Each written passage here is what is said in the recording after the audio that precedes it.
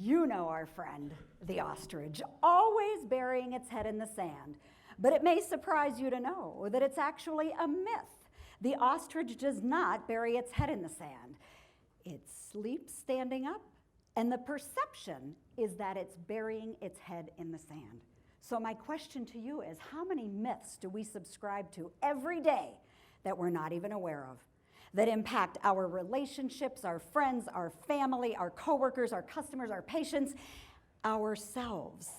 Is your head in the sand? What can you do? What can I do? Well, the ostrich wheel will guide us with that very first step being to answer the question, why change? Because the world is changing and has changed. Just a few years ago here in the US, the darkest areas of this map represent over 50% people of color. Urban area, border towns, right? But in the next couple years, right in the very near future, this is going to take a very different shape. As a matter of fact, if you are 13 years old in the US right now, you are already in a non-white majority-minority population. So it's time to embrace, figure it out, and ask ourselves some pretty tough questions. So let's get to this with the very first concept of there are things that happen in our brain that we just don't understand, right? I mean, some you don't want to get in my brain, but some brains are a little scarier than others. So I'm going to ask you to think about the idea that we make implicit associations. When I say peanut butter, you say? Well, thank you. I heard chocolate before. But now I need a volunteer to read this next screen.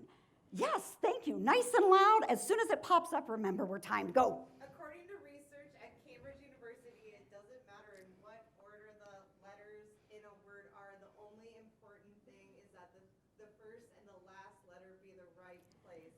Amazing, huh? Yes, thank you. Awesome. How in the world could she read that? You've never seen it before. How could she read that when the letters are all jumbled up? Because our mind makes these natural groupings that has these natural classifications that worked really well in times of evolution, but it gets in the way of rational thinking. As a matter of fact, there are three key parts to the brain. The low brain regulates what's happening right now that you don't even think about, your heart rate, your breathing. Let's hope you're all got heart rate and you're breathing and you're good. Middle brain, the amygdala, that's where we fight, flight, or freeze. And all of that is controlled by the high brain, which is where our rational thinking happens. And we walk on eggshells because the research would tell us only about 13% of what we actually do on a daily basis is conscious. That's a little scary. So what can we do? Have more constructive conversations. Actively listen, don't just hear. Use I statements where you're talking about how you feel and the impact it has on you. Consider your own emotional intelligence. Be self-aware. Because the ostrich brings to us an opportunity to explore 5 key things that can help us pull in our high brain in an ABCDE fashion.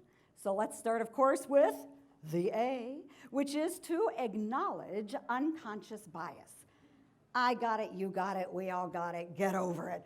What we have to really do is figure out, can I trust you to point out to me when I'm operating in a way that might have some unconscious bias creeping in? And how can I help myself? I can be present and pause. Slow down, stop all the outside chatter. Instead of doing, just be. Yoga, Zen, mindfulness, which all helps us in that pause to be better able to consider the other person's point of view. Just because you're right doesn't make me wrong. I might have to move around the situation to actually see it from your perspective. And that takes time. And that can help me determine what other action I want to take. Because if I have a new mindset and I change my behavior, I obviously am going to get different results. But in order to get those results, one super simple thing we could do is engage others in a constructive dialogue, which means you have to be inspiring to the point where they want to listen to you, they want to share with you. You have to ask really good questions and listen, and then you develop trust. And with trust, we can change the outcome. As my 91-year-old mother would say, time waits for no one. And it's time. It's time to lean into discomfort, lean into challenges. It's time to help each other get our heads out of the sand. Woo-hoo!